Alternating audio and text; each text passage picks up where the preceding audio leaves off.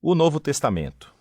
Se você abrir o índice de uma Bíblia, verá duas grandes coleções, o Antigo e o Novo Testamento. A palavra testamento se refere a uma parceria de aliança, que é do que tratam essas duas coleções. Elas contam uma história épica e complicada da aliança de Deus com Israel e com toda a humanidade. O Antigo Testamento é chamado de Tanar na tradição judaica. É uma coleção unificada de 39 textos israelitas que foram escritos ao longo de mais de 1000 anos. Por outro lado, os 27 livros do Novo Testamento surgiram num período de 30 a 40 anos. Todos eles foram escritos pela primeira geração de seguidores de Jesus. Desde o início, as comunidades cristãs começaram a reunir e ler esses textos com o Antigo Testamento como uma história unificada que leva a Jesus. O Novo Testamento começa com 4 livros narrativos que, em conjunto, são chamados de o Evangelho. Eles contam a história da vida, morte e ressurreição de Jesus de Nazaré como um anúncio de boas novas.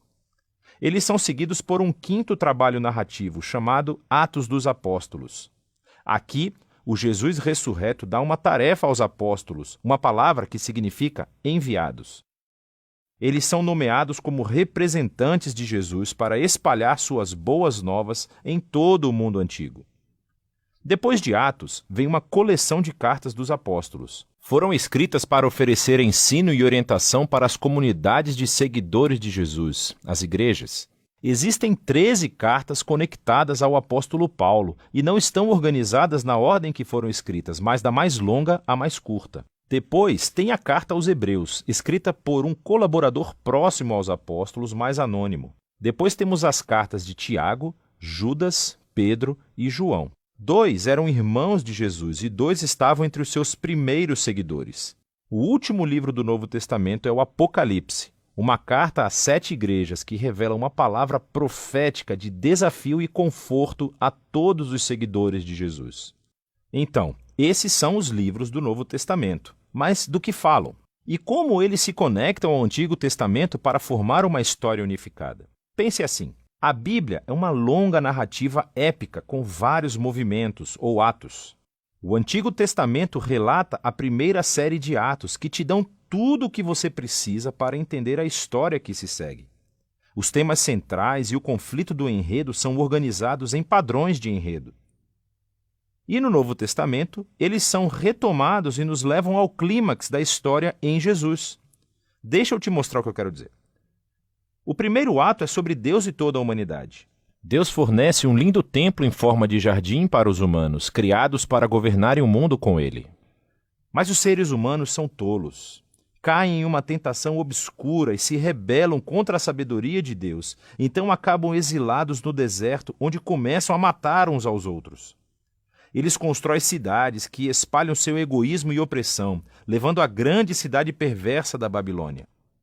Mas Deus ama o mundo e os seus habitantes tolos, então promete um resgate com a chegada de um novo ser humano que destruirá o mal que nos levou à autodestruição. O próximo ato da história bíblica é sobre Deus e Israel e desenvolve os temas e padrões do primeiro ato. Deus chama uma nova humanidade para deixar a Babilônia rumo a uma terra que é como um incrível jardim. Abraão, Sara e seus descendentes, os israelitas. Deus promete que, por meio deles, sua bênção será restaurada a todas as nações. Com certeza, estes são os novos seres humanos que estamos esperando. Mas os israelitas repetem a rebelião da humanidade contra Deus, construindo as suas próprias cidades violentas que levam à autodestruição e a outro exílio na Babilônia.